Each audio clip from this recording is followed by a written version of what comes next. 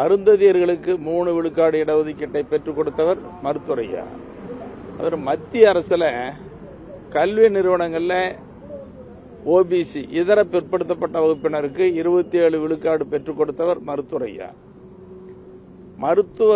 மத்திய அரசின் மருத்துவ கல்வி நிறுவனங்கள்ல பட்டியல் இன பழங்குடியின எஸ்சி எஸ்டி மக்களுக்கு இடஒதுக்கீடு இல்லை, அதை பெற்றுக் கொடுத்தவர் மருத்துவரையா. இப்படி 6 இடஒதுக்கீடுகளை பெற்றுக் கொடுத்தவர் மருத்துவரையா. தமிழ்நாடு அளவில் 4, மத்திய அரசுல 2 ஆகிய 6 இடஒதுக்கீடுகளை பெற்றுக் கொடுத்தவர் மருத்துவரையா. மருத்துவரையா சமூக நீதிக்கு இந்திய அளவில் பேசக்கூடிய போராடக்கூடிய ஒரு தலைவர். ஆனா தமிழ்நாட்டில் அது நடக்கலைங்கிறதான் ரொம்ப வேதனையா இருக்குது.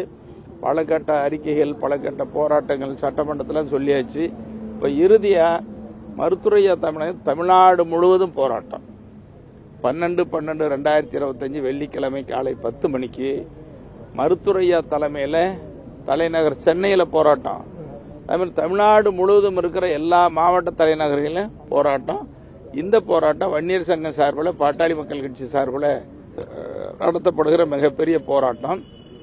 அந்த போராட்டத்தை எப்படி நடத்துவது, திட்டமிட்டு நடத்துவது என்பதை பற்றியெல்லாம் ஆலோசிப்பதற்கு இன்னைக்கு தைலாபுரம் தோட்டத்தில் மருத்துவரையா தலைமையில் கூட்டம். அந்த கூட்டத்துக்காக தான் வந்திருக்கிறோம். சமூக நீதி அரசாங்கம்னு சொல்ற இந்த திமுக அரசாங்கம் ஏன் இந்த ஜாதிவாரி கணக்கெடுப்பு தொடர்பா செவிசாய்க்காம இருக்கிறாங்க?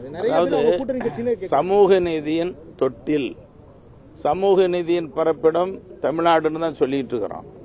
ஆனா இந்த ஜாதிவாரி கணக்கெடுப்பு தான் சமூக நீதிக்கு அடித்தளம். இதே எடுக்கலைங்கிறது ஒரு மிகப்பெரிய வேதனை. தமிழ்நாடு அரசு தட்டி கழிக்குது. தட்டி கழிக்காமல் உடனடியாக நடைமுறைப்படுத்தணும். தட்டி கழிக்க கூடாது. ஏன்னா பக்கத்துல கர்நாடகாவில், ஆந்திராவில், தெலுங்கானாவில், ஒடிசாவில், பீகாரில் அங்கெல்லாம் நடத்திருக்கு. ஏன் தமிழ்நாட்டில் நடத்தல? இது தட்டி கழிக்குது.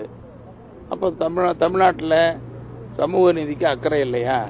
இதுதான் மிகப்பெரிய கேள்வி. அதுக்கான போராட்டம் தான் அந்த போராட்டம். 10.5% இடஒதுக்கீடு பொறுத்தவரையும் உச்சநீதிமன்றமே அதுக்கு நிறுத்தம் செஞ்சிருக்காங்க. சரியான கணக்கெடுப்பு நடத்தல அப்படின்னு சொல்லி சொல்றாங்க. அதாவது உச்சநீதிமன்றம் நீங்க சொல்ற மாதிரி சரியான கணக்கெடுப்பு நடத்தலன்னு சொல்லல. தமிழ்நாட்டில் மதுரை அமர்வு, உயர்நீதிமன்ற மதுரை அமர்வு இடஒதுக்கீட்டை ரத்து பண்ணுச்சு. மாநில அரசாங்கத்திற்கு இடஒதுக்கீடு கொடுப்பதற்கு அதிகாரம் இல்லை, ஒரு ஜாதிக்கு இடஒதுக்கீடு கொடுப்பதற்கு அதிகாரம் இல்லை, இப்படிலாம் சொல்லி வழங்கக்கூடாதுன்னு இதெல்லாம் சொல்லி 7 காரணங்களை சொல்லி தள்ளுபடி பண்ணுச்சு. அதை மருத்துவரையா பேர்ல, என் பேர்ல மேல்முறையீடு பண்ண, அதோட தமிழக அரசு மேல்முறையீடு பண்ணுச்சு. அந்த வேலையை தமிழக அரசு நல்லா பண்ணாங்க. உச்சநீதிமன்றத்தில் மேல்முறையீடு பண்ணாங்க. அந்த உச்சநீதிமன்ற மேல்முறையீட்டில் தீர்ப்பு 6 காரணங்களை தள்ளுபடி செஞ்சிருச்சு. உயர்நீதிமன்ற மதுரை கிளை தள்ளுபடி செஞ்ச அந்த 6 காரணங்களை ரத்து செய்துவிட்டு ஒரே ஒன்று தரவுகள் அடிப்படையில், புள்ளி விவரங்கள் அடிப்படையில் வழங்கலாம்னு சொல்லிச்சு.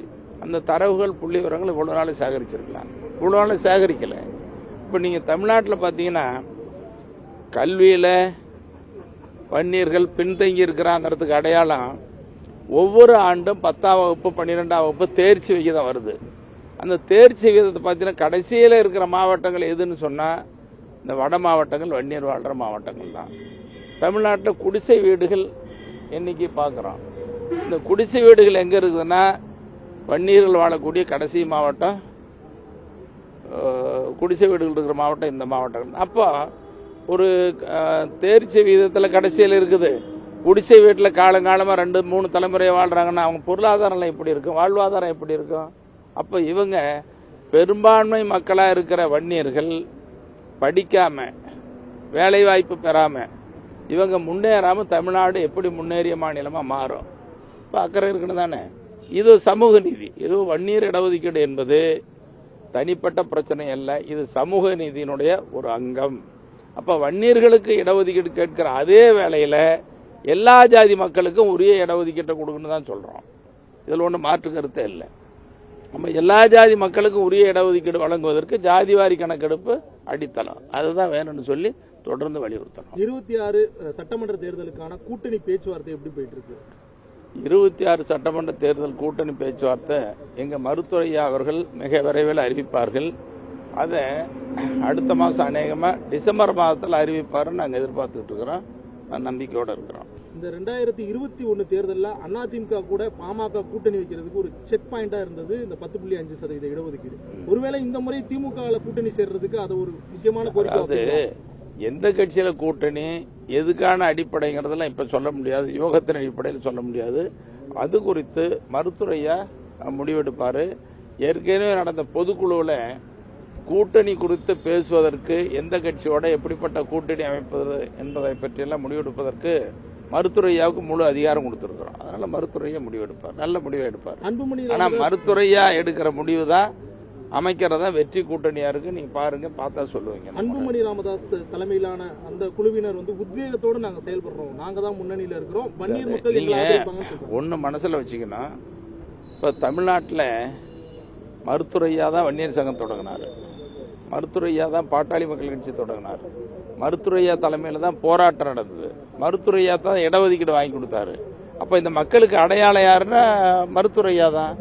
நீங்க மருத்துவரையா சொன்னா மக்கள் கேட்பாங்க, எங்க அடையாளம் எங்க முகவரி மருத்துவரையா தான் எல்லாரும் மக்கள் சொல்றாங்க. இதை விட விரைவில் நீங்க பார்க்க போறீங்க. நன்றி.